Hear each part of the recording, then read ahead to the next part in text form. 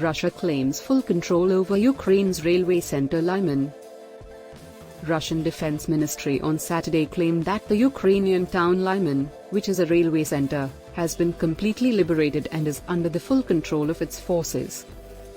This comes a day after Ukraine also claimed that Russian forces had captured most of Lyman. However, the former country's forces were blocking the latter's advance to the city of Sloviansk.